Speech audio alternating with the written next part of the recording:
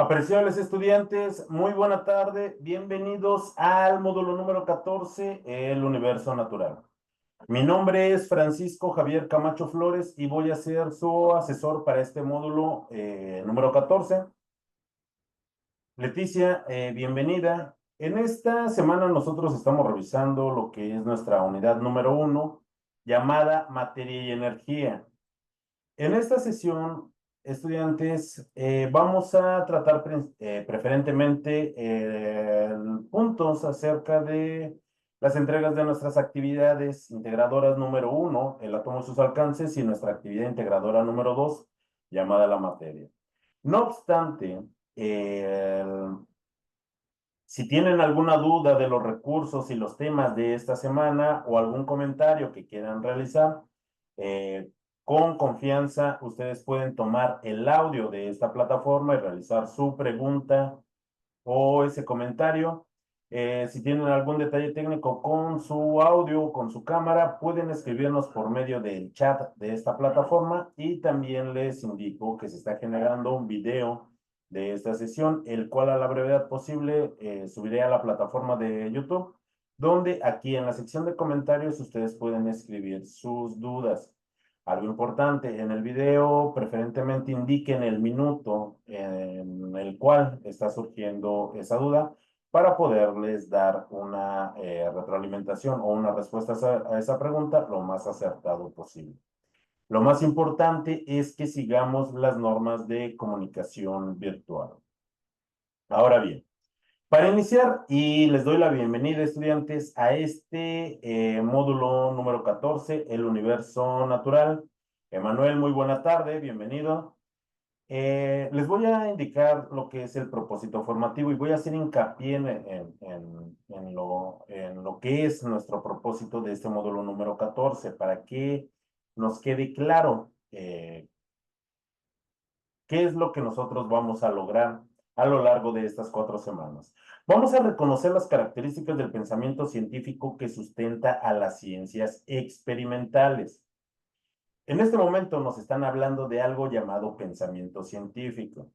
No nos abrumemos en este momento. La siguiente semana nosotros vamos a conocer de dónde surge una herramienta muy importante para el pensamiento científico, que es el método científico experimental.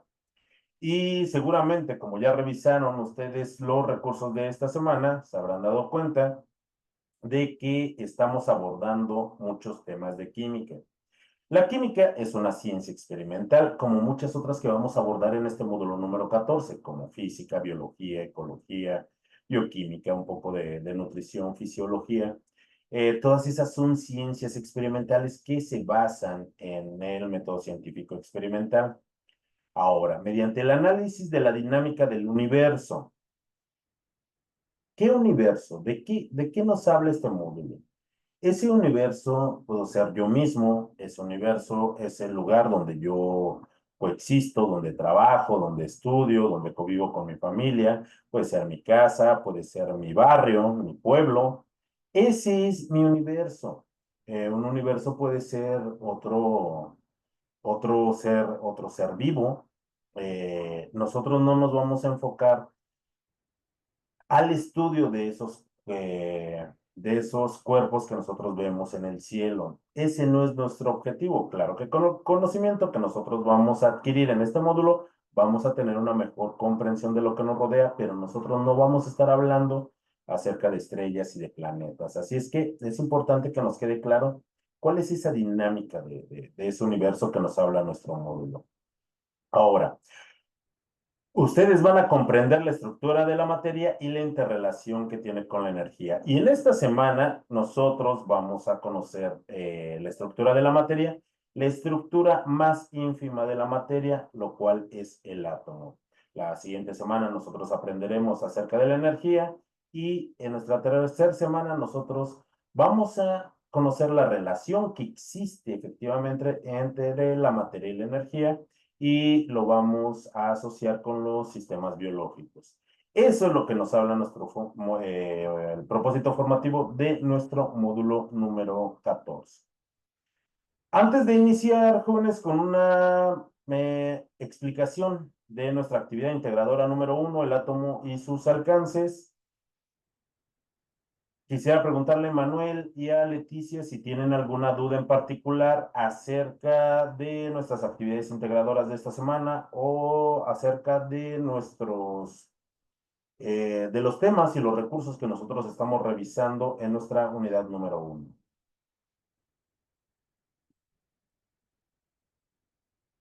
Hola, buenas tardes. Adelante. Este, buenas tardes. Yo sí tengo una duda.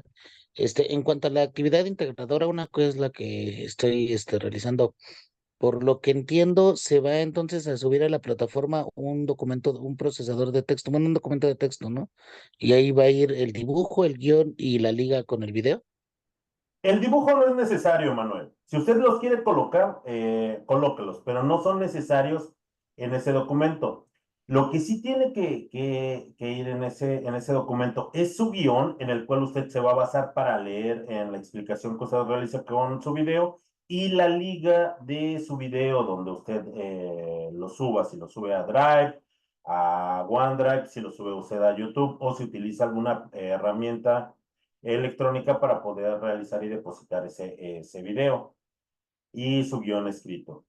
Eso es lo que debe de contener los dibujos hechos por cuenta propia de los modelos atómicos que se nos están solicitando. Esos deben de ir en su presentación y deben de estar expuestos en su video. Entonces, digamos que los dibujos vienen como ilustración del video. Sí, Eh, Ahora, mi duda es, ¿los dibujos tienen que ser forzosamente en herramienta electrónica o podría yo, por ejemplo, dibujarlo a mano, tomarle una foto e incluirlo ok. en la exposición?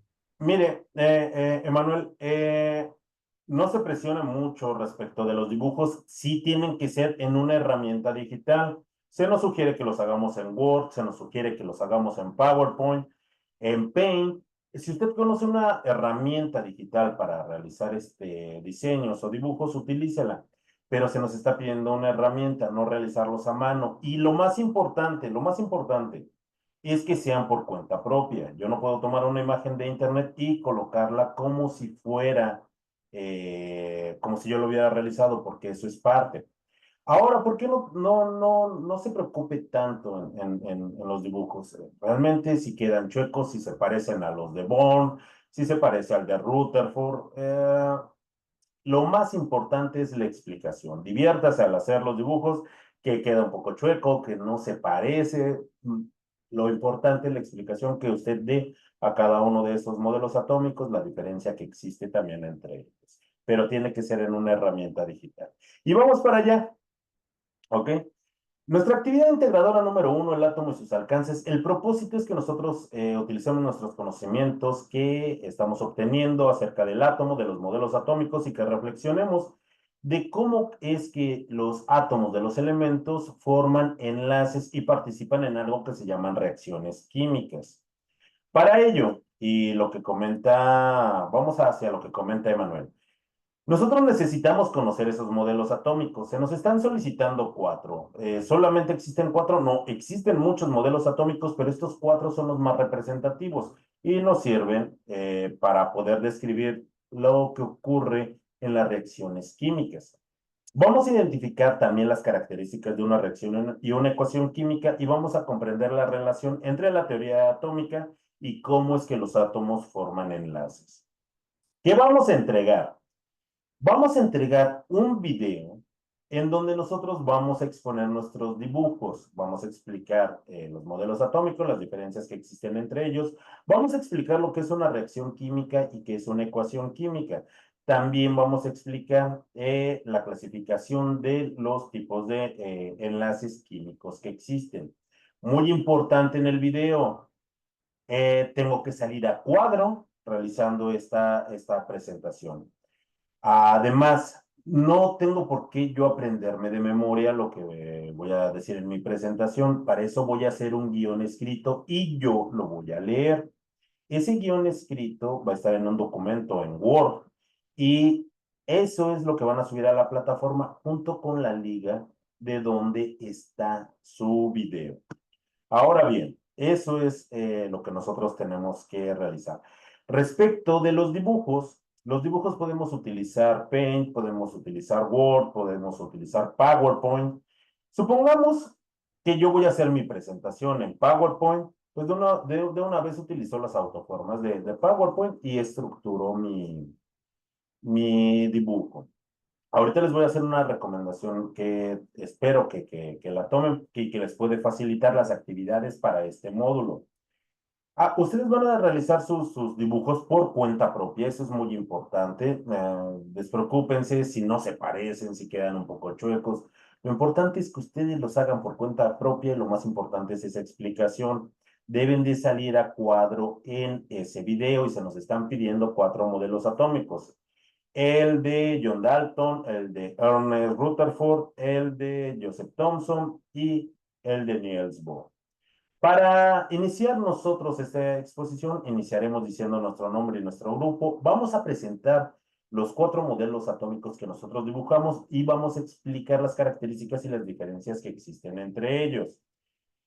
También vamos a explicar la diferencia que existe entre una reacción química y una ecuación química y la forma en que los átomos forman enlaces.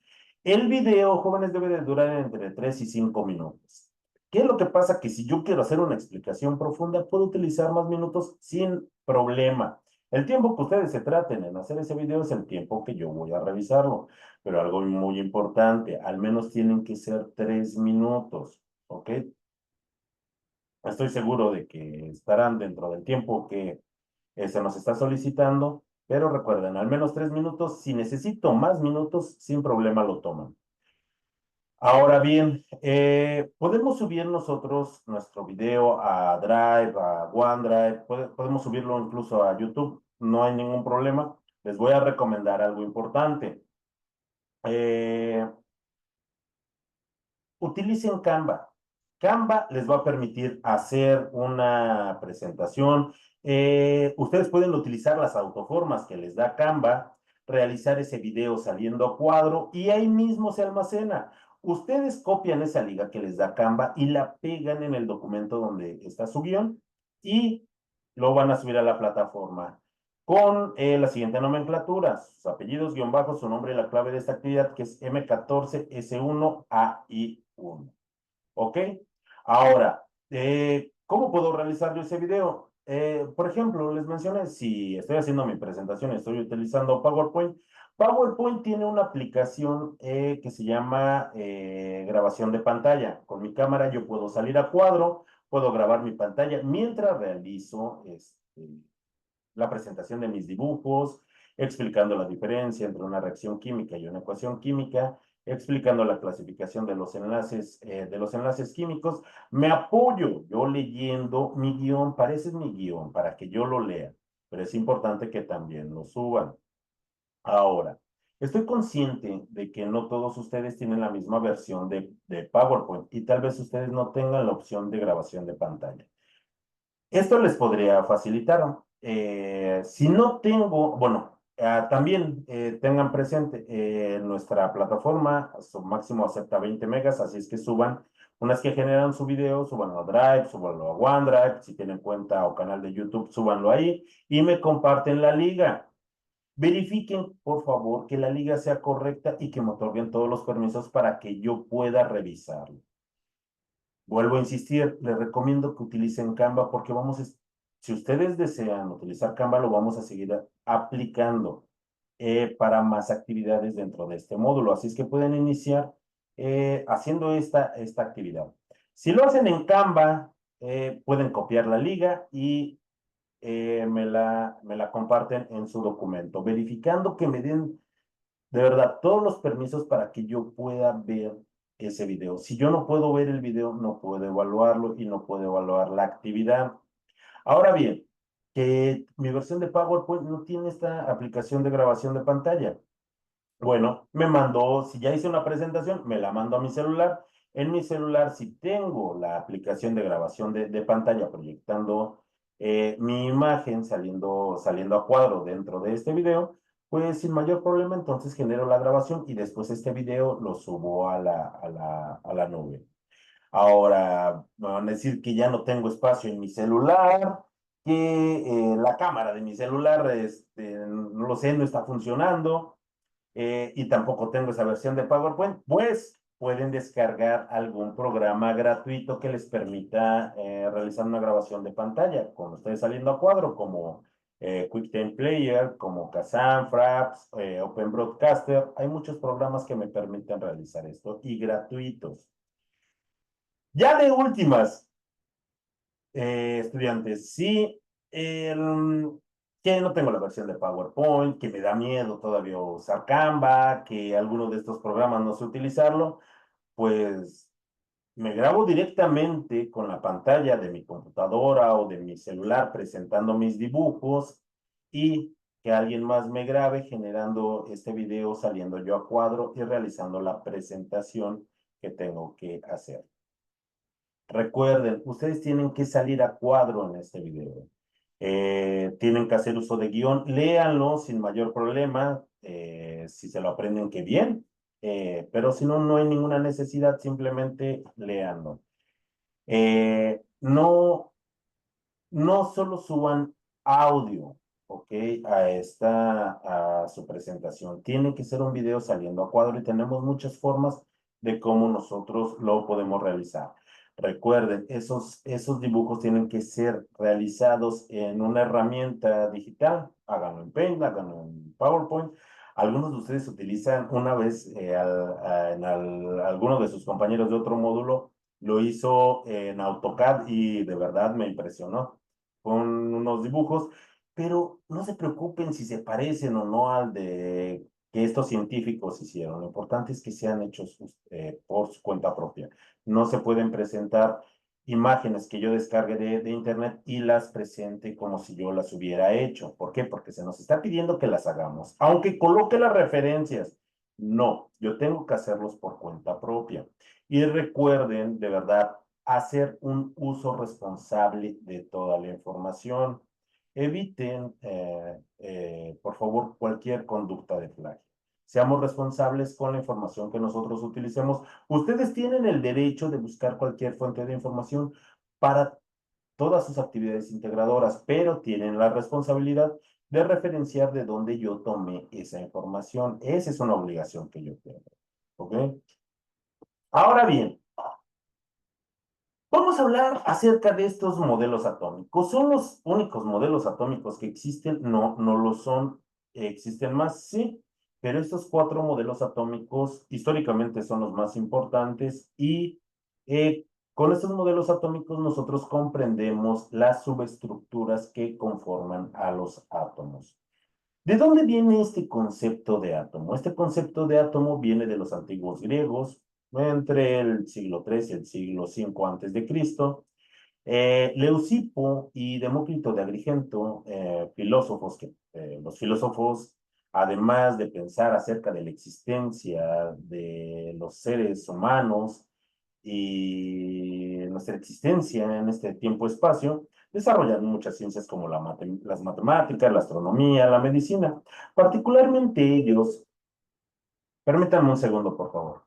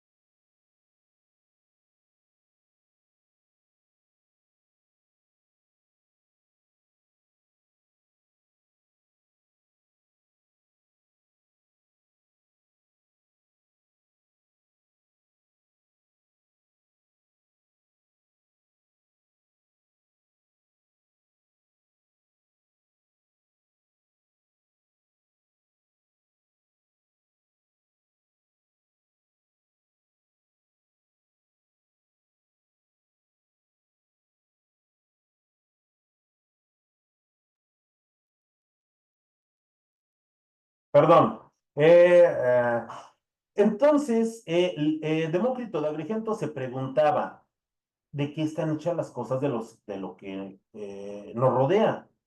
Él concibió el concepto de esto llamado átomo. Él imaginó que los átomos eran pequeñas partículas indivisibles y que existían átomos de agua, que existían átomos de arena, que existían átomos de carne, que existían átomos de plantas, átomos de madera, y él imaginaba que esas pequeñas partículas que conformaban los materiales eran muy pequeñitas y cuando se agrupaban formaban las sustancias que nosotros veíamos a nuestro alrededor.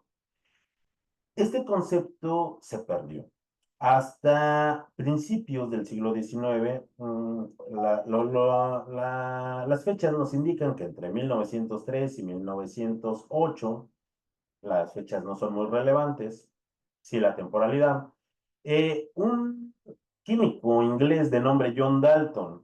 John Dalton, este químico, con los elementos que se conocían hasta ese momento, él trabajaba particularmente con metales y específicamente con cobre. Él retoma este concepto de átomo e imagina, también él imagina, que los átomos son pequeñas esferas sólidas, eléctricamente neutras, muy pequeñas, que cuando se empiezan a agrupar, empiezan a formar cristales. Estos cristales se agrupan y le dan la forma a las sustancias que nosotros observamos de forma macroscópica. Él determina, entre muchos otros aportes que dio John Dalton, pero específicamente de los modelos atómicos, que esos átomos son eléctricamente neutros, que son pequeñas esferas sólidas muy parecidas a bolas de billar. A pesar de la simpleza del modelo atómico de Dalton, sigue siendo el más utilizado para poder representar a esos átomos. Este modelo perduró por casi 100 años. Hasta finales de ese siglo, hasta finales del 1800, otro científico de nombre Joseph Thomson, él estaba experimentando con algo que se llaman tubos de rayos catódicos. Son unos tubos que con una carga eléctrica se emite un haz de luz polarizada, un haz de energía. Se dio cuenta que en este haz de energía, este haz de luz, al acercar un imán, observaba que cuando acercaba el polo positivo de este imán, ese haz de luz se veía atraído y cuando acercaba el polo negativo, el haz de luz se veía repelido. Entonces, él determinó que esas partículas de energía tenían una carga y que era una carga negativa y que procedían de los átomos.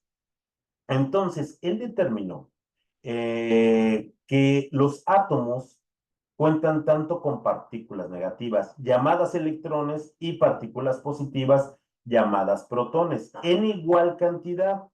Debido a que están en igual cantidad, entonces el átomo es eléctricamente neutro, así como John Dalton lo había dicho. En su modelo, él representa estas partículas embebidas en pequeñas esferas y su representación parece un pastel o un panquecito de pasas. De hecho, así se le apodó. Y en lo particular, la verdad es que es un modelo atómico bastante feo. Dejemos la estética de lado. Lo trascendente del experimento de Thomson es que él fue capaz de determinar la relación entre la masa y la carga de un electrón. Se encuentra que los átomos no son la partícula más pequeña de la materia, sino que a su vez está formada por otras partículas que tienen carga. ¿Ok? Unos años más adelante, otro científico de nombre Ernest Rutherford, físico y químico, él diseñó un experimento muy importante. Él con unas partículas radiactivas, de hecho, de polonio, el polonio lo descubrió Marie y Pierre Curie, esos científicos franceses. Con esa sustancia radiactiva, él diseñó una pistola de energía. Esta era una pequeña caja de plomo donde colocó una pequeña cantidad de polonio y las partículas radiactivas emiten radiación de alta energía. Las partículas radiactivas que estaba emitiendo esta pistola y que podía proyectarlas eran partículas alfa, partículas beta y rayos gamma. Cada una de estas partículas de alta energía, los rayos gamma tienen muchísima energía y pueden traspasar prácticamente la materia. Él, con esta caja, con una perforación, él emitía estas partículas en línea recta. Lo que hizo fue colocar una lámina muy delgada de oro, pero también muy densa. Lo que él empezó a observar fue que la mayor parte de estas partículas pasaban en línea recta y atravesaban esa lámina de oro, pero que de vez en cuando alguna de estas partículas chocaba con algo muy sólido y se desviaban en la trayectoria de estas partículas. Con las observaciones que él hizo, Rutherford fue capaz de determinar que los átomos cuentan con un núcleo. Ese núcleo atómico es extremadamente pequeño y muy denso, tan denso que puede desviar, por ejemplo, estas partículas. Y también se dio cuenta de que las partículas de carga negativa llamadas electrones giran alrededor del núcleo. Entonces, con ello determinó que en el núcleo deben de coexistir las partículas positivas llamadas protones. Esos electrones que se encuentran girando alrededor del núcleo, él pudo determinarlo o le llamó que giran a través de una nube o una coraza de electrones. Años más adelante, y fue en 1913, 1914, un científico estadounidense de nombre Niels Bohr, él genera lo que es el modelo atómico actual. Este modelo atómico actual no describe todo el comportamiento de la materia, pero es el que más se aproxima y es suficiente para poder explicar lo que ocurre en las reacciones químicas, aunque existen otros modelos como el de Sorensen, el de Schrödinger, el modelo también, por ejemplo, de Mm, no, no fue Pauli, fue... Ya se me olvidó, pero existen más modelos atómicos. En fin, el modelo atómico de Bohr, el que determina efectivamente que en el núcleo se encuentran estas partículas positivas y que también se encuentran otro tipo de partículas que hasta ese momento, cuando Bohr desarrolla su modelo atómico, se intuía que ya existían, pero todavía no se habían determinado. Se determinaron hasta 1930 y fue James Chadwick quien pudo determinar. En el modelo atómico de Bohr, él lo que establece es que los electrones se encuentran girando alrededor del núcleo, pero en orbitales.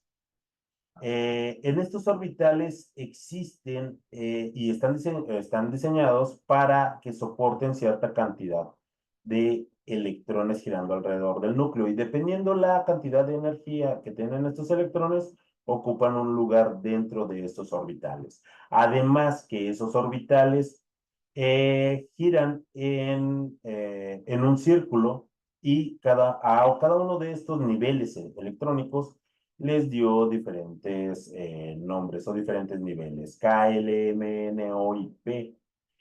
Esto es importante porque esto nos ayuda a comprender también la naturaleza de la configuración electrónica de los elementos.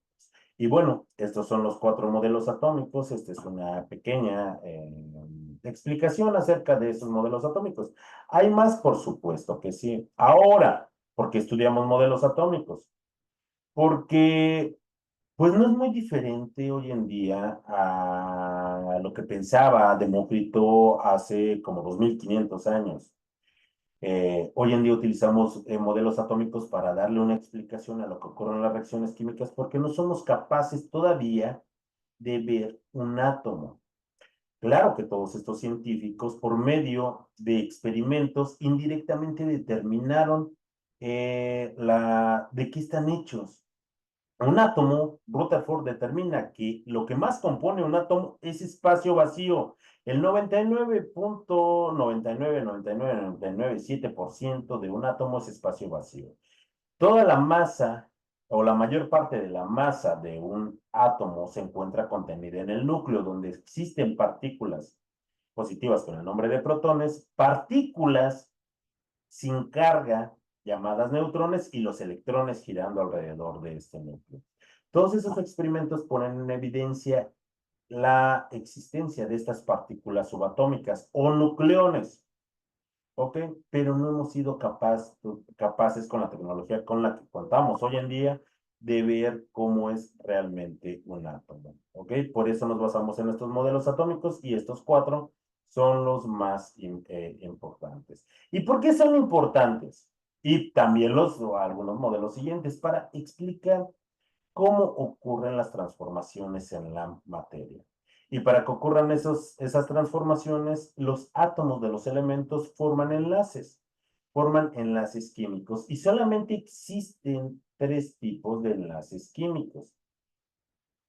Lo que es un enlace metálico y este ocurre entre átomos de elementos metálicos. Este tipo de enlace surge al compartir los electrones de su última capa de valencia o de su último nivel donde se encuentran los electrones. Los electrones se pueden mover libremente entre un átomo y otro y se mueven en algo llamado marea electrónica. Esta característica del enlace metálico le da la característica a lo que nosotros le conocemos como metales. Ese brillo metálico es gracias a este tipo de enlace. La capacidad que tienen los metales de conducir el calor y de conducir la electricidad es gracias a este tipo de enlace. ¿Ok? El siguiente tipo de enlace químico es el enlace iónico y este ocurre entre los átomos de las diferentes especies químicas, de los diferentes elementos, de acuerdo a la saturación de su último nivel donde se encuentran o de este nivel electrónico. Aquí, los átomos que les hacen falta pocos electrones para poder saturar su último orbital o su último nivel energético, vamos a decir que son muy electronegativos. ¿Por qué? Porque tienen muchos electrones en su última capa. Y los átomos que realmente tienen pocos electrones, les vamos a llamar, o vamos a decir que son átomos electropositivos, debido a que tienen pocos. Los que tienen muchos son muy electronegativos, los que tienen pocos electrones en su última capa, pues son poco electronegativos o llamémosle electropositivos. Aquí, cuando estas dos especies químicas, uno que es muy electronegativo y otro que es muy electropositivo, cuando se acercan, semejante o de forma análoga a cómo ocurre con el electromagnetismo. Tenemos una carga positiva, tenemos una carga negativa, lo que surge es una atracción. Es de forma análoga lo que ocurre con esto. Tenemos un elemento que es muy electronegativo y un elemento que es muy electropositivo. Lo que va a hacer el elemento que es electronegativo es que va a robar o va a secuestrar ese electrón que al otro elemento, digamos que le sobra. Cuando ocurre esto, el elemento que es muy electronegativo, pues se va a volver todavía más negativo. Y el que pierde su electrón, se va a volver más electropositivo. Y entonces, al surgir esto, surge la atracción y esa es la forma en cómo se forma el enlace iónico. Y se llama enlace iónico porque la especie química que se vuelve más electronegativo se le llama anión y la especie que pierde su electrón va a ser un elemento electropositivo y le vamos a llamar catión. Un catión y un anión son iones y cuando forman un enlace, pues lo hacen mediante un enlace iónico. Y el tercer tipo de enlace químico es el enlace covalente. Aquí los átomos de los elementos se van a dejar de estar robando electrones, se van a dejar de estar compartiendo sus últimos electrones en algo llamado marea electrónica. Aquí lo que van a hacer es compartir un par de electrones. Esto les da muchísima estabilidad a las especies químicas, les da mucha estabilidad a los elementos. El enlace covalente surge entonces de compartir un par de electrones y así ambas especies químicas que participan en la formación de ese enlace se estabilizan mucho. El enlace covalente es el enlace químico más fuerte. El que le sigue en fuerza es el enlace iónico y el enlace químico más débil es el enlace metálico. ¿Son las únicas fuerzas que existen para estabilizar la materia? No. existen otras interacciones electrostáticas, como las fuerzas de London, las fuerzas de Van der Waals, las interacciones dipolo-dipolo, dipolo inducido, los puentes de hidrógeno, pero todo este tipo de fuerzas no son enlaces químicos.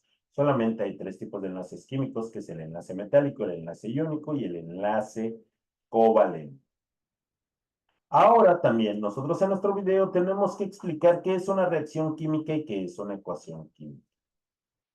Nosotros cuando aprendamos más sobre esos átomos y sepamos que nadie ha visto todavía un átomo, pues si nosotros no somos capaces de ver los átomos, tampoco podemos ver cómo forman enlaces.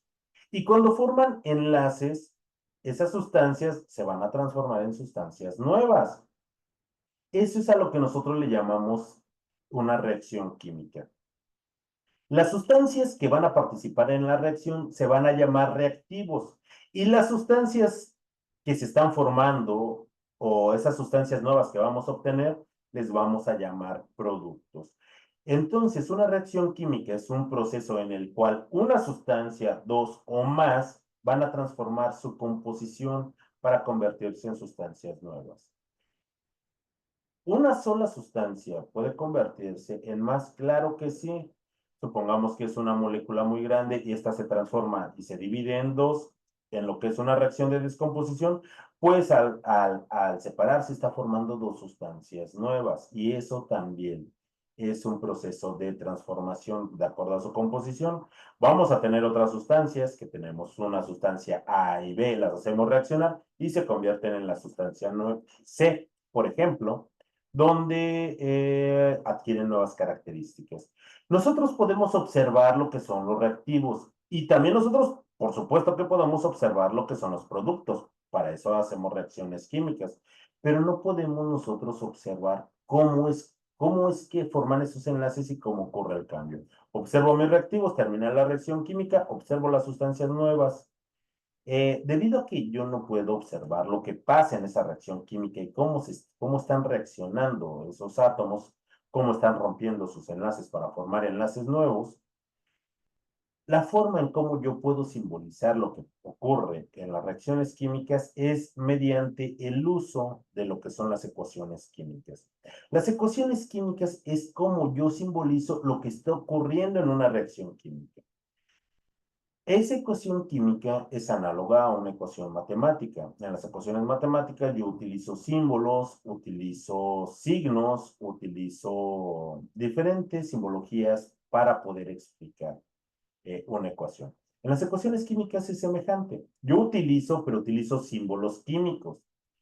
Cada uno de esos reactivos yo lo expreso mediante la simbología que me va a representar a esos compuestos químicos. Voy a utilizar signos de más. ¿Para qué? Porque son esos reactivos que se van a transformar o que necesito dos sustancias para convertir en una nueva y tal vez obtengo una o obtengo más sustancias. Los signos más me indican las sustancias que yo necesito o que estoy obteniendo en ese proceso de reacción química. Observamos las flechas. Las flechas en una ecuación química nos indican hacia dónde se está dirigiendo la reacción. Generalmente vamos a ver flechas a la derecha que nos dicen que los reactivos se están convirtiendo en productos. Los reactivos siempre los vamos a ubicar del lado izquierdo y los productos del lado derecho. Entonces la flecha me va a indicar, que esos reactivos que están a la izquierda se están convirtiendo en los productos al lado derecho. O bien, las sustancias que yo tengo al lado izquierdo se están convirtiendo en las sustancias que yo tengo del lado derecho. Pero cuando ustedes empiecen a revisar los recursos, van a ver que van a encontrar, por ejemplo, flechas ambivalentes, una flecha que me indica a la derecha y otra flecha que me indica a la izquierda. ¿Qué es lo que está pasando? ¿O qué es lo que me indican esas flechas? Me indican que a la misma velocidad que esos reactivos se están convirtiendo en productos, los productos se están convirtiendo en reactivos. Y por eso encontramos esas flechas. Cuando encontramos flechas ambidireccionales, nos están indicando que esa reacción se encuentra en equilibrio. Va a ser posible que nosotros, por ejemplo, observemos que la flecha que indica a la derecha es más grande y que también hay una flecha que nos indica a la izquierda, pero es más pequeña o más delgada, que nos dice que esa reacción se favorece para la formación de productos, pero que algunos pocos de esos productos se están convirtiendo nuevamente en reactivos, es decir, no está en equilibrio y está ocurriendo esa transformación de forma simultánea. Eh, Dentro de una ecuación química, ya vimos que hay flechas, ya vimos que hay signos, ya vimos que hay símbolos químicos. Observamos nosotros también que hay unos números grandes y unos números pequeños. Los números pequeños los vamos a encontrar como subíndices y así se llaman subíndices. ¿Qué es lo que nos están indicando? Nos indican la cantidad de átomos de ese elemento que están participando o que conforman esa reacción, perdón, que conforman ese compuesto. Cada una de esas letras nosotros vamos a aprender que simbolizan a un elemento de la tabla periódica, un átomo de un elemento, y que ese subíndice me está diciendo la cantidad de esos átomos que se necesitan para formar ese compuesto. Los subíndices generalmente los puedo encontrar, nunca al principio, sí en medio del símbolo químico o al final del símbolo químico, siempre como subíndice. Y pongamos mucha atención, esos subíndices yo no los puedo modificar a voluntad. Esos son propios del símbolo químico, es decir, son propios, yo no los puedo modificar, esos pequeños numeritos como subíndices. Pero me doy cuenta de que existen otros números grandes y al lado izquierdo del símbolo químico. Esos se llaman coeficientes, coeficientes de reacción, coeficientes estequiométricos, como ustedes quieran referenciarlos. Estos coeficientes me indican la cantidad de moléculas de esa sustancia que están participando en la reacción. Y algo muy importante, ese número yo sí lo puedo poner a voluntad. Yo puedo colocarlo para saber cuántas moléculas están participando o, ¿por qué no?, cuántas moléculas yo necesito que participen para que pueda llevarse a cabo esa reacción química. Y esto es lo principal que compone a una ecuación química. ¿Ok? Adriana, bienvenida. Beatriz, bienvenida a esta sesión. Emanuel, Leticia, ¿existe alguna duda respecto de nuestra actividad integradora número 1? Pues, bueno, no, bueno, es que hasta realizarlo, ¿no? Pero por el momento con la explicación queda un poco más claro. Ok, espero, bueno, Ninguna duda, gracias. bueno, Ninguna duda por el momento. ¿eso quiere decir que explico muy bien o que apenas se van a empapar de los recursos de esta semana? En fin, si tienen alguna duda previo al viernes, el viernes vamos a tener la sesión a la misma hora. También lo bueno es de que estamos generando un video para decir qué fue lo que dijo mi asesor, pues ya le regresan al video y ya prestan un poco más de atención a lo que digo y van a decir, ahí se equivocó porque lo que yo investigué dice que es esto, esto y esto, y ya me dejan un comentario. Si tienen alguna duda, también por favor me dejan algún comentario. Preferentemente vía mensajero, algo que olvidé. Tienen mi correo electrónico en la presentación, pero preferiría que si tienen alguna duda o algún comentario, algo en lo que crean que es importante que me hagan mención, háganlo vía mensajero en la plataforma. Aquí no, aquí sí hablen. Para eso estamos en, en esta sesión.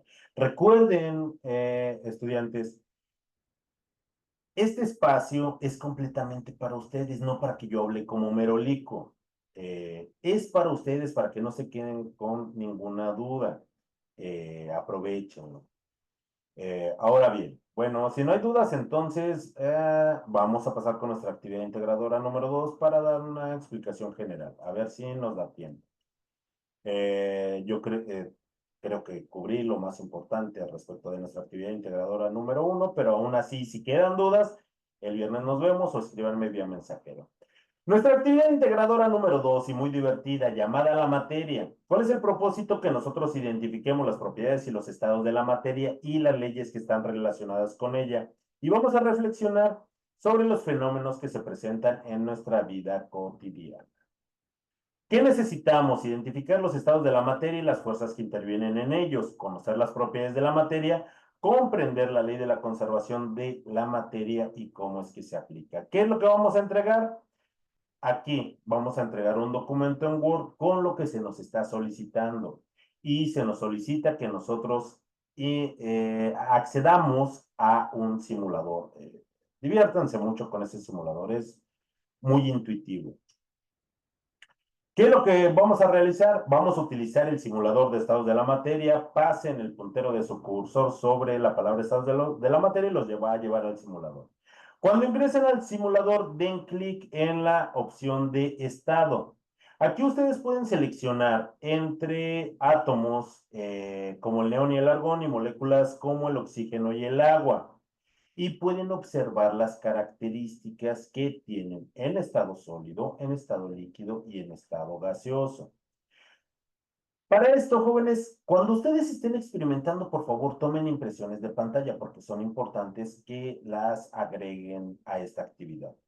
Van a describir en una cuartilla las características de los estados de la materia que ustedes están observando. ¿Qué es lo que voy a observar? ¿Cómo se comportan las partículas de esas sustancias que yo estoy seleccionando en estado sólido? ¿Cómo se comportan en estado líquido y cómo se comportan en estado gaseoso? Eso es lo que nosotros debemos de observar. Van a describir, jóvenes, y para eso van a investigar las temperaturas de fusión y ebullición de las moléculas que ustedes tienen a su alcance, que es el argón, el neón, el oxígeno y el agua, y reportarlas en grados centígrados y también reportarlas de acuerdo a lo que nosotros estamos observando en ese simulador. Después, en ese simulador, vamos a seleccionar en la sección de cambios de fase y aquí nosotros vamos a tener un pequeño reactor. Nosotros podemos agregar más materia, más partículas. Ustedes tomen la bomba de aire, suban hacia arriba y hacia abajo y se van a estar agregando más moléculas a su reactor que tienen ahí. Ustedes pueden aplicar calor, pueden aplicar frío. Algo importante, en el simulador la temperatura aparece en escala absoluta, aparece en Kelvin. Ustedes pueden seleccionar la temperatura a la que quieren trabajar. Para que sea algo más habitual a lo que nosotros utilizamos, háganlo en grados Celsius. Pero aún así, ustedes tienen la libertad de observar también cómo se comportan las temperaturas absolutas. Ustedes pueden aumentar la temperatura o pueden agregar frío. Llévenlo a toda la temperatura que puedan y vean qué es lo que pase. O congélenlo y observen qué es lo que pase, qué es lo que pasa. Ahora yo agrego todas las moléculas que puedo y aparte puedo presionar la tapa de ese reactor y observen qué es lo que pasa. Recuerden estar tomando impresiones de pantalla cuando ustedes estén experimentando. Ese simulador, la verdad es que es muy intuitivo y es muy divertido. Van a tomar esas capturas de pantalla que ustedes estén tomando, la van a agregar a su actividad. Además de eso, jóvenes, ustedes van a elaborar una tabla de las propiedades generales y específicas de la materia. Se nos están presentando tanto algunas características o propiedades físicas y algunas características o propiedades químicas de la materia. Ustedes, jóvenes, por favor, describan esos conceptos que se nos están solicitando: dureza, punto de ebullición, punto de fusión, solubilidad, densidad, maleabilidad y viscosidad. Respecto de las químicas, reactividad, electronegatividad, inflamabilidad y toxicidad. Además de eso, van a redactar en un párrafo cómo se observa en el simulador las propiedades de la materia y van a justificar su respuesta. Se nos está presentando una ecuación. En esta ecuación química, ustedes la van a balancear por el método del tanteo y van a comprobar el resultado por medio de la suma de las masas molares. Pueden realizar los cálculos en una hoja en papel y por favor también coloquen su nombre a sus cálculos. Le toman una fotografía y la anexan a su documento o la escanean y la suben a su documento. Esta reacción van a participar los siguientes reactivos. Sea C3H8, C es carbono, H es hidrógeno y están formando esa molécula que se llama propano.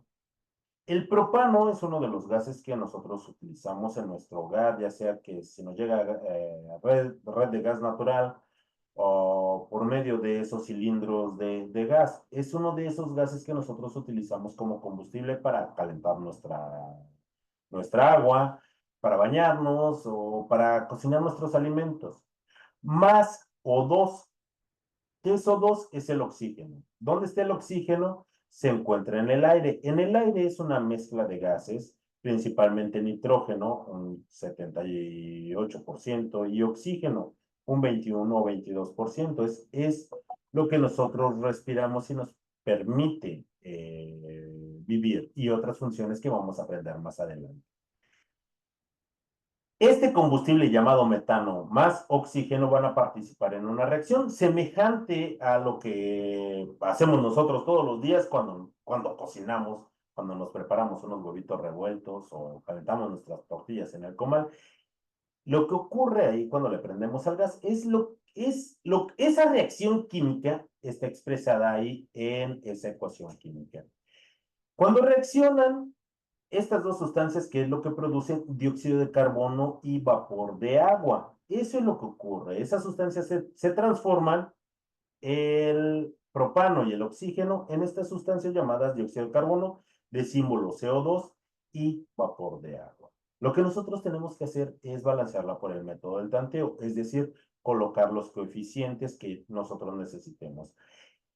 Esos símbolos químicos, te recuerden, yo no puedo modificarlos, yo no puedo cambiar los símbolos y tampoco cambiar su subíndice. Lo que yo sí puedo hacer es colocar los coeficientes que yo crea necesario. Y para ello, el método del tanteo me va a decir, mi asesor me dijo que esa letra C significa carbono. Y ese subíndice, que es 3, me dice que hay 3 átomos de eso que se llama carbono. Tengo lo mismo al inicio que al final, porque al final veo que está ese CO2, dióxido de carbono. Ah, ok. Pero no observo un subíndice. Eso quiere decir que solamente hay uno. Si al inicio tengo 3 y al final tengo solo uno, ¿qué coeficiente necesito yo colocar? Recuerden, el coeficiente siempre va al inicio del símbolo químico. Y algo muy importante de los coeficientes, y es aquí donde se vuelve divertido el balance, me van a afectar a toda la molécula, no a un solo átomo. ¿Ok? De ahí que nosotros por el método del tanteo veamos qué coeficiente necesito y qué no. Un coeficiente me va a cambiar la cantidad de átomos presentes en la molécula o la cantidad de moléculas que yo necesito, y necesito hacer esos ajustes. ¿Para qué? Para observar y dar cumplimiento a la ley de la conservación de la materia, que nos dice que la materia no se crea ni se destruye, que tan solo se transforma.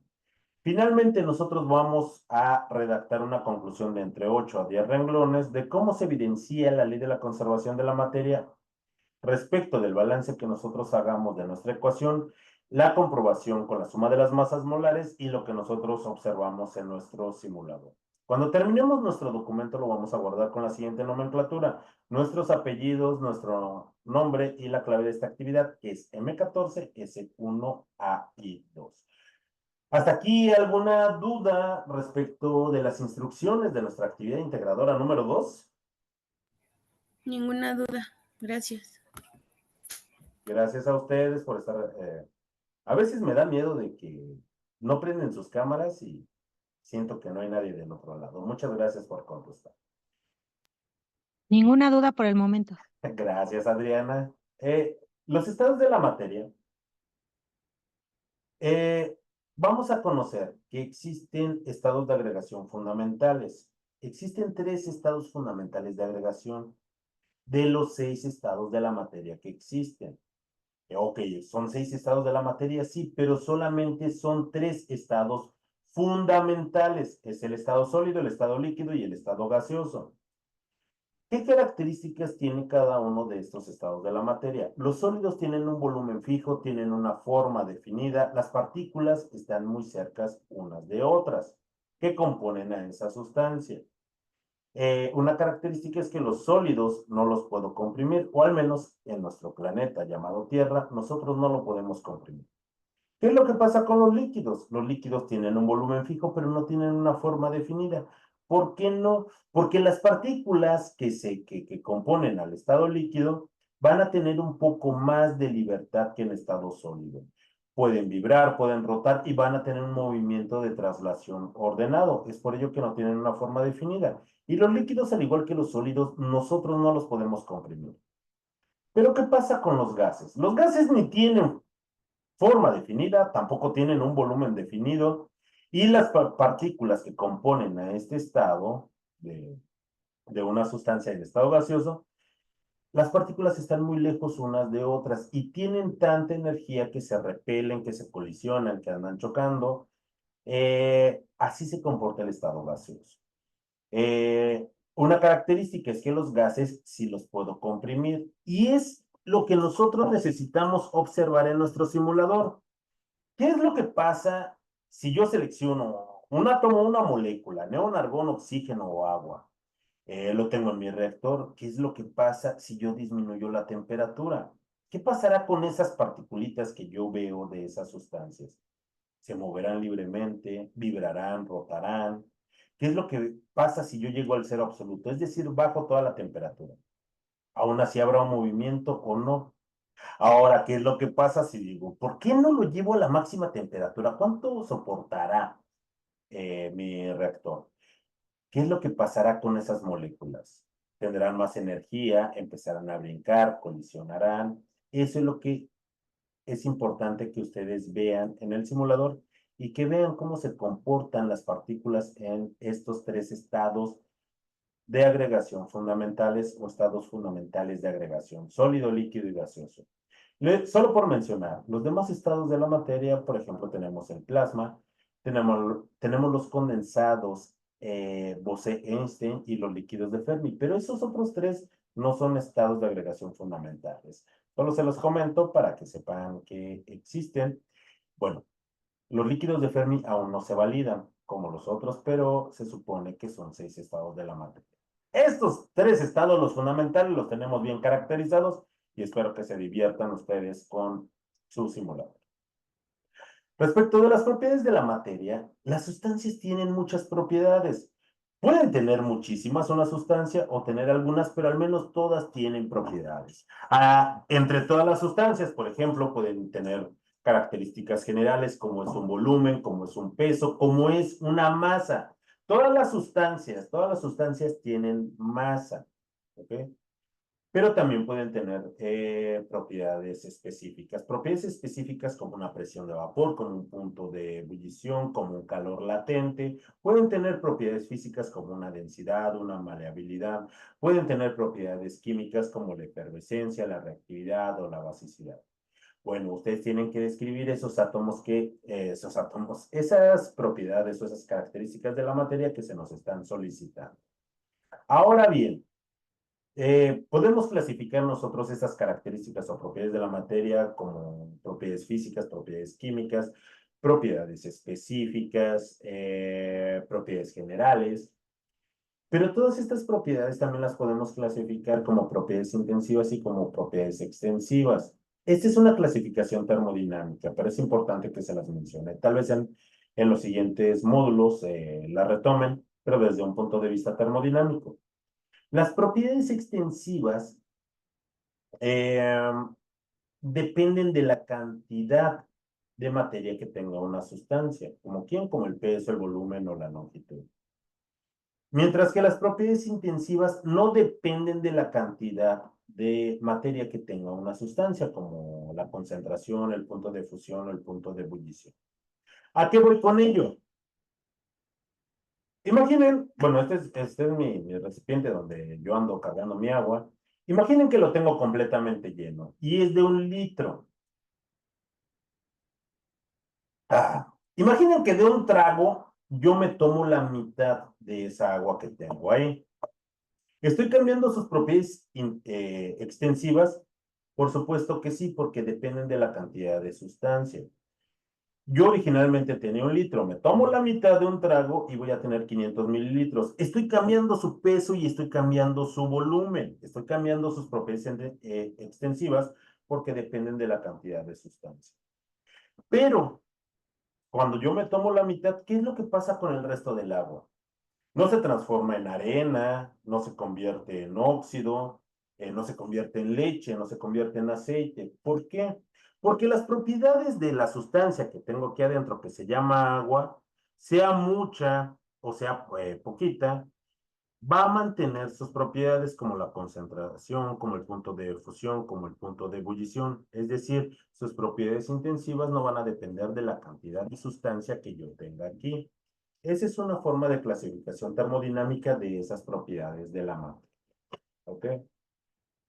Bueno, y hace un momento mencioné acerca de la ley de la conservación de la materia, que nos dice, la postuló Antoine de Lavoisier y también hubo un científico, no recuerdo si fue alemán o fue ruso, de hecho no recuerdo su nombre, que también postuló la misma ley. Fue un ruso de apellido, fue Dmitry Lomonosov. También llegó a la misma conclusión que la materia no se crea ni se destruye, que tan solo se transforma. Y hablando de reacciones químicas, es el paso de reactivos hacia productos. Es decir, yo tengo unas sustancias, las hago reaccionar y voy a obtener sustancias nuevas. El que yo obtenga sustancias nuevas van a tener, por supuesto, características diferentes, para eso hago una reacción química, pero yo no estoy creando materia ni destruyendo materia. Independientemente de la cantidad de reactivos o de qué tipo de reactivos yo tenga al inicio de mi reacción, y que independientemente de qué sustancias yo estoy obteniendo gracias a esa reacción. Si yo tengo 1 kilo de reactivos, voy a obtener 1 kilo de productos. ¿Esos productos van a tener características diferentes a los reactivos? Claro que sí, porque están pasando por una reacción química. Pero si yo tengo 1 kilo de reactivos al final de la reacción, yo no voy a tener medio kilo de productos. O bien, si yo tengo medio kilo de productos, al final no voy a tener 5 kilos. Perdón, si tengo medio kilo de reactivos, al final no voy a obtener 5 kilos de productos, porque ¿de dónde estoy creando esa materia?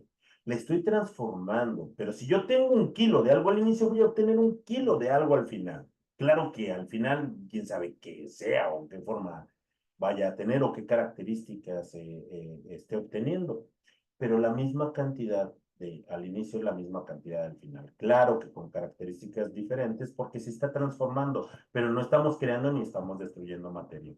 En la imagen que yo les pongo en pantalla, es algo semejante a lo que se nos está solicitando que balancemos. Aquí, gracias a esos modelos que se ven en las figuras en la parte de arriba, vemos la sustancia que está abajo, que es el metano, que compone también nuestro gas, y es un gas solo que más pequeño que el que se nos está poniendo en nuestro balance. Este gas llamado metano de fórmula CH4 lo vemos ejemplificado en la parte de arriba. El átomo de carbono se dibuja en color, o se colora en color gris, o ese negro si ustedes así lo ven en pantalla, y los átomos de hidrógeno son esas esferitas de color blanco. ¿Qué o qué se necesita? Para que reaccionen se necesita oxígeno, para que se puedan quemarse. Es una reacción de combustión. Necesitamos oxígeno y ese oxígeno nosotros necesitamos 2 moléculas de oxígeno. El oxígeno es un gas diatómico, por eso tiene ese subíndice 2.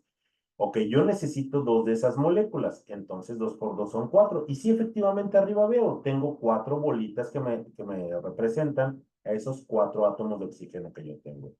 Ok, ocurre una reacción y estoy formando dióxido de carbono y vapor de agua. Algo característico, y de una vez les menciono, en todas las reacciones de combustión se obtienen exactamente los mismos productos, dióxido de carbono y vapor de agua.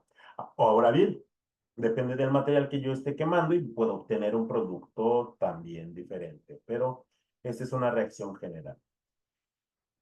Yo observo cuántos átomos de carbono tengo al inicio. Tengo una esferita color gris y al final tengo una esfera de color gris.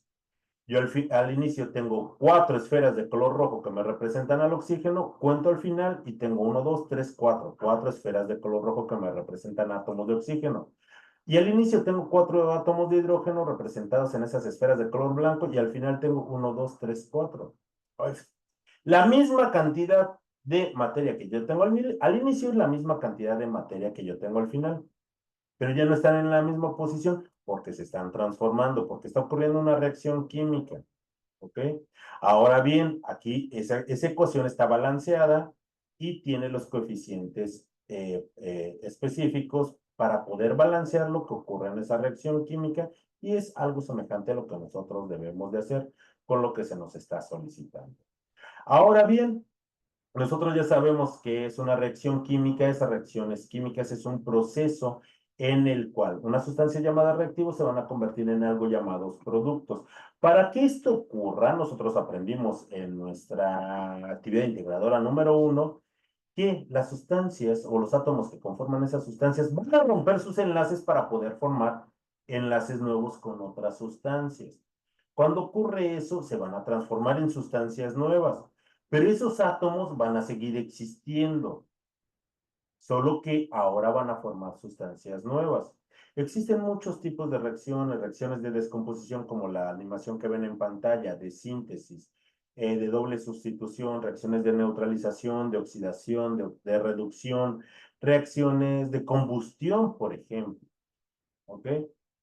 Si nosotros, por ejemplo, le ponemos atención a lo que es a la representación de la animación que les puse, vemos que esos átomos se están uniendo o que esas moléculas se están separando. Depende qué tipo de reacción esté ocurriendo. Cuando ocurre eso, están formando sustancias nuevas.